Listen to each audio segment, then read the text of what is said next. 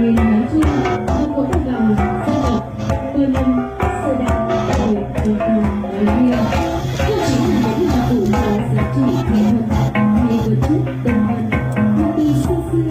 cổng chiêng và sinh hoạt văn hóa cổng chiêng đã trở thành đối tượng thiêng liêng trong đời sống văn hóa tinh thần và tín ngưỡng ở vùng Tây Nguyên Hoa Sơ. Ngoài việc thương tưởng cầu xin và tạ ơn tất cả thần hưởng trợ khắp nơi, cầu chiêng thông báo tin buồn tin vui chúc họ người già luôn người trẻ trưởng thành tề nguyện đôi đứa tương ứng với mỗi quy lễ là một bài chiêng được diễn tấu một cách trang trọng và đầy thành kính. Cổng chiêng Tây Nguyên rất đa dạng phong phú,